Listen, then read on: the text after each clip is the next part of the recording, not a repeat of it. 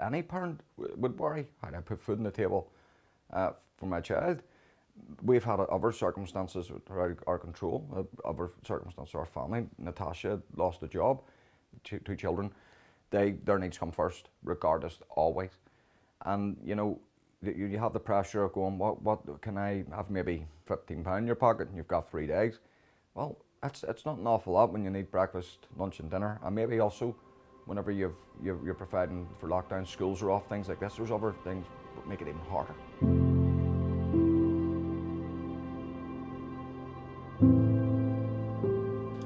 Food poverty is a fact of life for a growing number of people in Northern Ireland. Accessing an adequate and nutritious diet and being able to enjoy the type of social participation associated with food that so many of us take for granted, like having tea and biscuits for a visitor, is a constant struggle or simply not achievable for a large number of low-income households. The reality is that these households often face a stark choice between hating or eating, and the COVID-19 pandemic has brought added pressures. Whilst some households are now experiencing food poverty for the first time, others who may normally have found things hard to begin with have been pushed further into difficulties. My name's Pastor Tony Meehan. I'm an Elim minister. I work across the communities of the Shankill and the Falls Road, and I manage the West Belfast Food Bank in Conway Mill. Anyone can end up having to use a food bank. So most people presume it's only the homeless or people on benefits. The past few years we've noticed an increase in people struggling economically with debt. A lot of our clientele, since the welfare reform, a lot of our clientele have been people who have been changed over from one benefit to another, and they've ended up on universal credit. And of course, they are expected by government to live without any money for 5 weeks while their new benefits claim is being processed. The sad reality is most of us wouldn't have enough funds to keep ourselves going for 5 or 6 weeks anyway. I think we do what we can, but we know we're only scratching the surface. It's only the tip of the iceberg, because some people are proud and don't want to ask for help, even though they need it. My name's Anne-Marie McKee. I'm a volunteer for West Belfast Food Bank, and I've been working there now 6.5 years now. Initially, how I started was Tony had come into my work where I was a family support worker, and I was actually introduced to Tony. They were looking access into maybe the Irish medium schools, and because my children sort of went to that school, and then from that day I've been a volunteer, and that's how it initially started. So what I did was use my knowledge within the community, and me and Tony worked together to build up relationships. At that time, I was only on part-time wages as well. At that time, I was on a small wage, struggling, mother of 8 kids. And then there was one night I had no money and no food, and I actually texted Tony one night, and it was the hardest text in my life that I had to do, because I'm that type of person, very independent, and I'm working, and I shouldn't ask for help. And I text Tony and I says, Tony, could you help me? I says, look, is there a possibility I could get some food just to help me out for a few days? And not to be, and I remember saying, don't be telling anybody or anything like that there, because I was actually embarrassed even, there's me working in a food bank and I'm asking for help. Maybe they think I'm abusing it and stuff like that there. But the response I got from Tony was, catch yourself on, don't be worrying, I'll help you out as much as you can, So that was my first initial sort of contact with the food bank and the impact it would have on somebody's life. I struggled, the whole embarrassment, the stigma attached to it, me working, and I'm supposed to be this strong person to provide for my kids. I sort of got that feeling you know, how hard it is for somebody else to do it. And then really from that, you know, I started going to a food bank and helping out. And it was like paying back. That's what I was doing, sort of like paying back for the help they helped me, so I need to give back. And as time went on, you were seeing clients coming in, so nervous, crying. They were even saying that they had their wee red sheet for 3 weeks in their handbag. They were afraid to come through because they were embarrassed, you know. And my thing was, you know, I know how they feel. So that's when sort of, you know, I started working with the clients, you know, when they were coming in, you know, trying to break down those barriers, make it a sort of a happy environment, and me saying all the time, look, I've used it. Do you know what I mean? And it's to understand. See, the hardest part was to come through that door. You know, to ask for help, and you know, to me as a support worker, for somebody to walk through the door, they don't realise that's a big step, and it's about reinforcing that. See you coming here today, that's the biggest step you've went your thing. You're actually you're actually helping yourself here, helping your kids. Research by Safefood and the Food Standards Agency has established the contents and cost of a basket of food based on 4 different household types in Northern Ireland to achieve what is deemed an adequate diet, and calculated this minimum essential food basket's cost as a proportion of take-home income. To stress, the basket contents are what would be needed as a bare minimum to meet the nutritional and socially acceptable needs of the family members in these household types.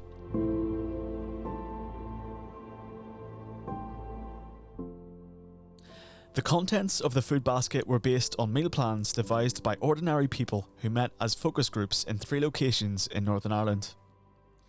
They needed to reflect what participants felt every person in society ought to be able to access, regardless of their income, and be realistic in terms of people's eating habits, preferences, and treats.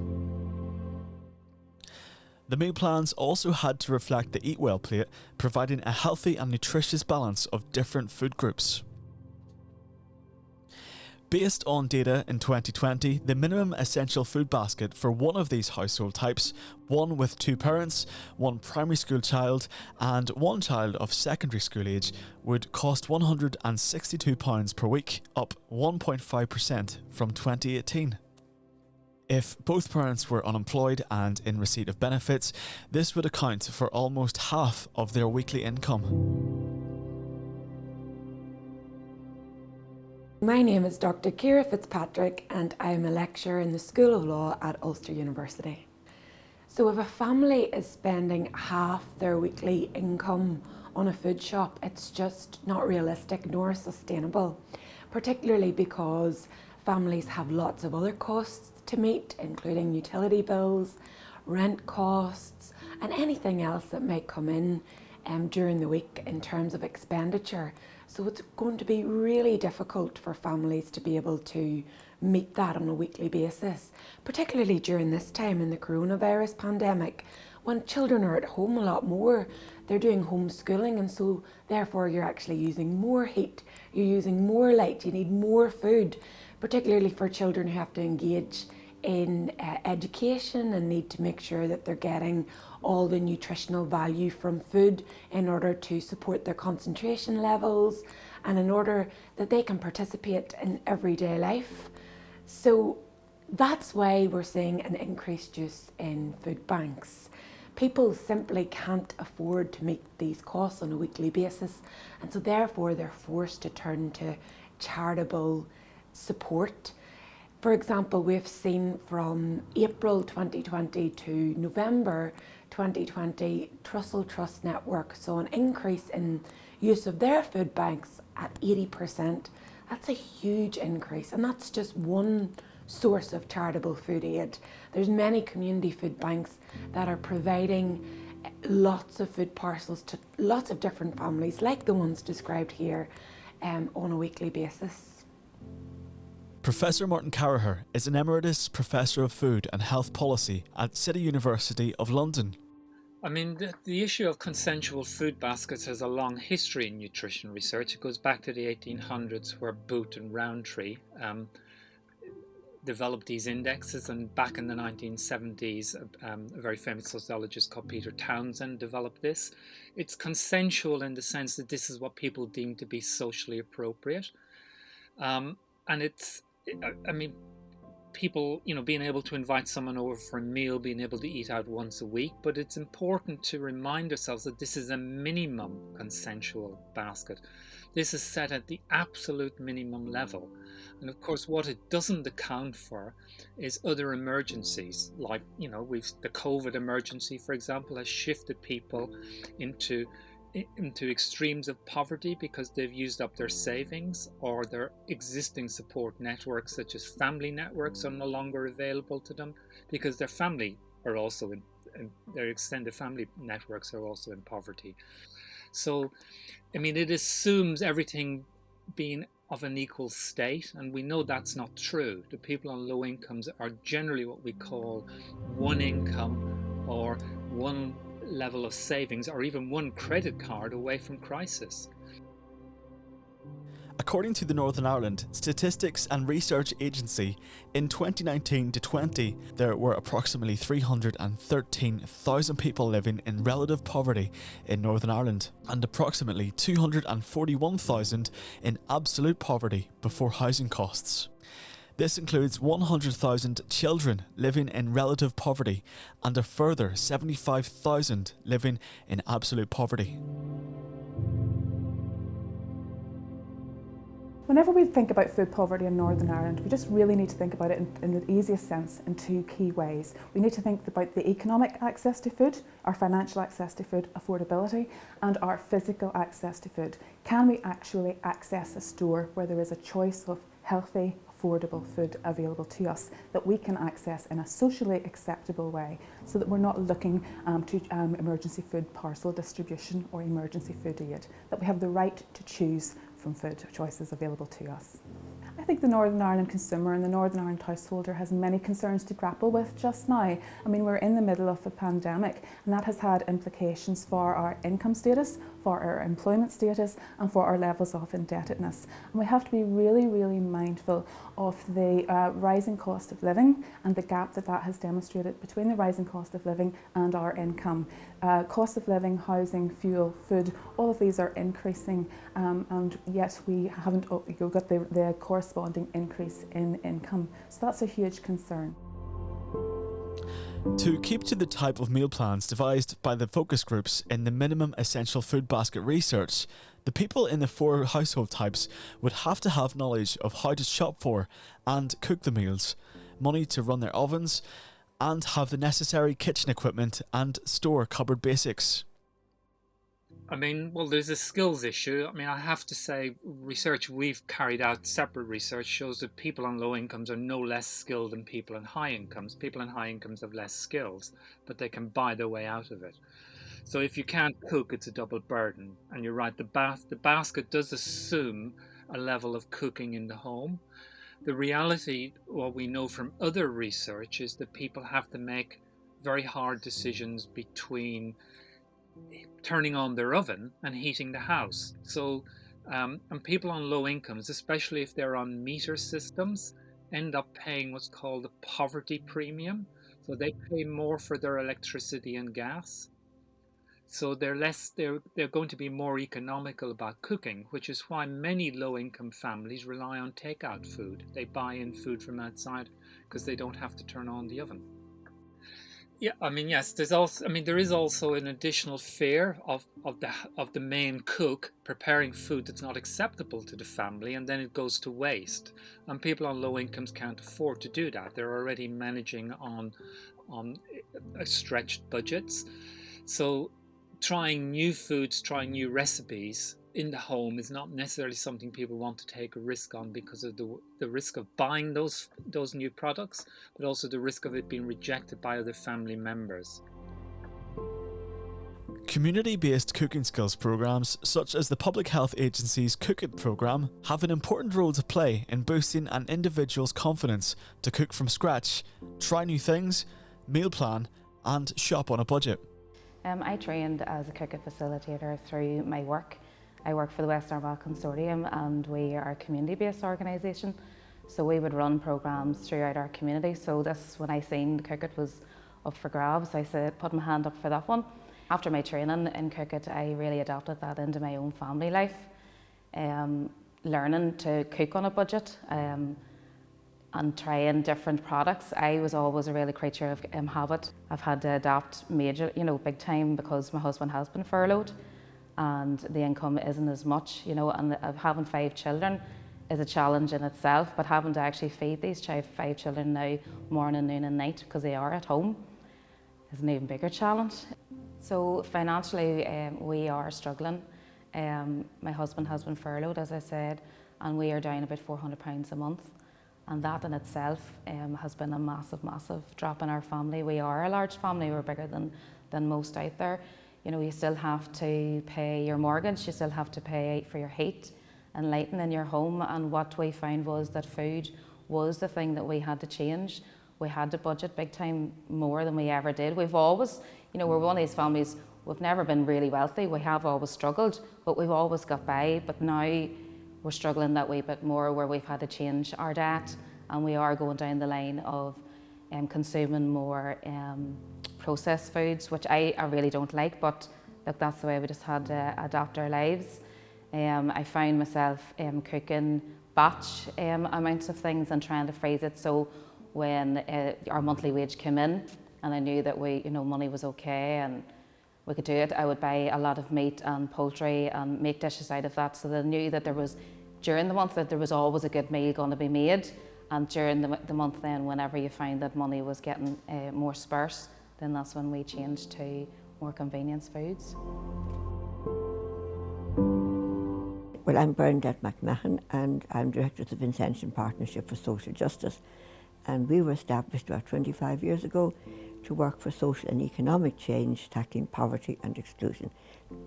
And we began in I'm referring to a long way back, 1999.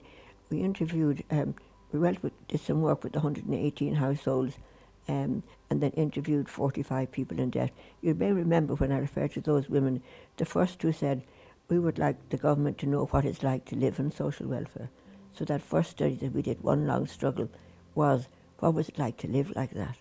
And we stopped doing that type of work, because why do you spend time researching what people can't live on? So we moved to the other one. So,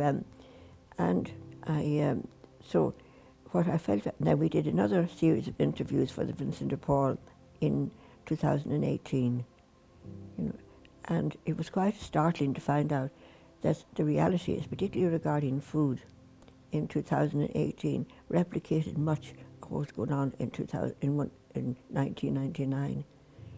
For example, food was a discretionary item. At the end of the week, when you'd pay your bills, it was the last thing that you allocated money for, because there's no choice about putting money for your rent or for energy, but food is a discretionary one. And therefore, it meant some households with a low income had very little left for food, or relatively little. So that carried over that was the same in 2018 as it was in 1999, no change. I think the strains that families are facing right now is whether the choices that they're making are the right choices for their children. They've had to adapt everything in their lives, and maybe are using a lot more convenience foods. Is this the right choice for your family? Yes, it is at the time, because financially you don't have the extra cash. But what is going to be the effect in 10 years' time? Have you affected your children's health by giving this option of food? And that's the thing that I worry most about with my own children, that they're making their own food when I'm out of the house. So, and it's a lot of convenience food, frozen food, and I personally don't like it, but that's what we're faced at the minute, So in 10 years' time, what are we going to be facing? Are we going to be facing children with eating problems? Are they going to be a lot bigger? Like, is obesity going to be a problem in my family? I don't know, but that's personally my fear with my children at the moment.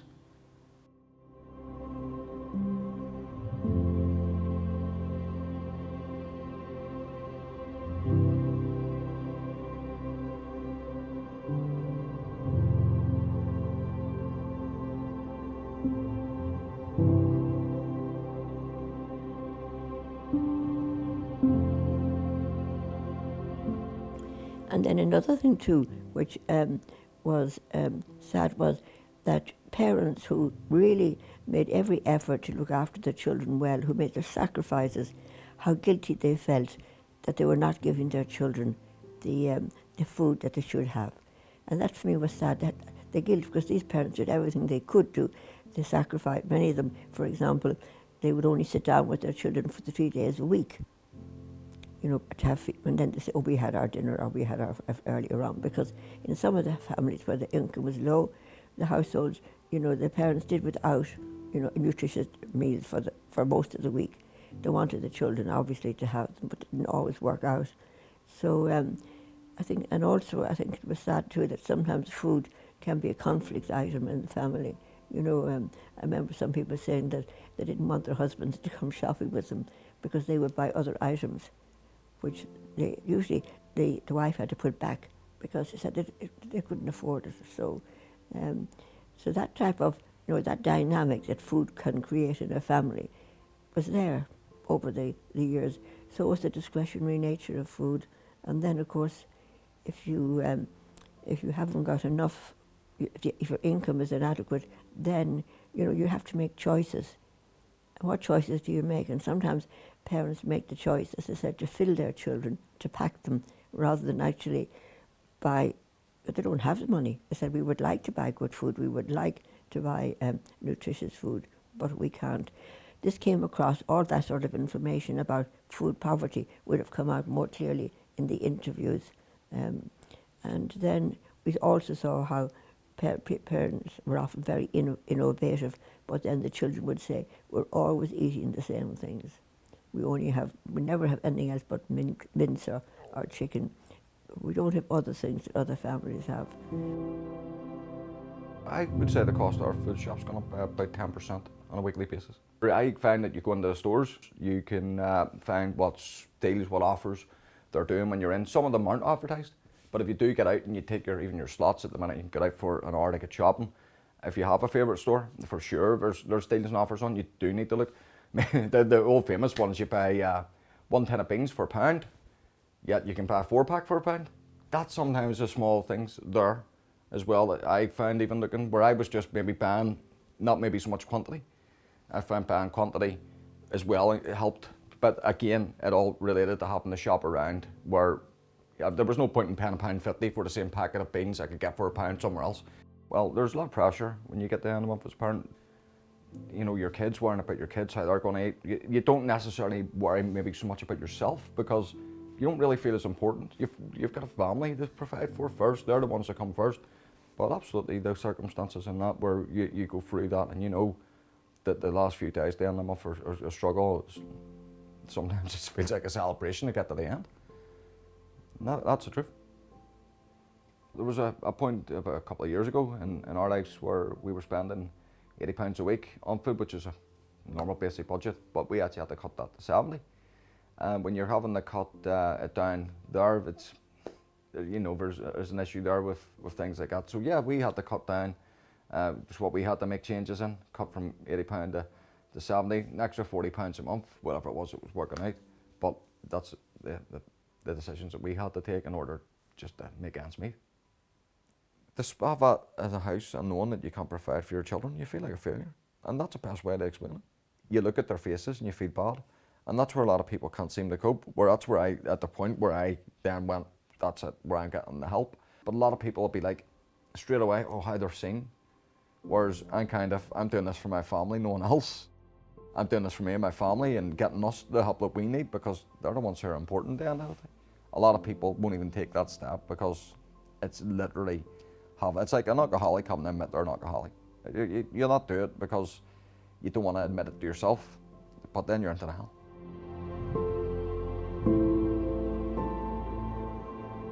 And I think the biggest thing would be that parents really want their children to have nutritious food. They'll make sacrifices for it, but the money will only go so far for some households.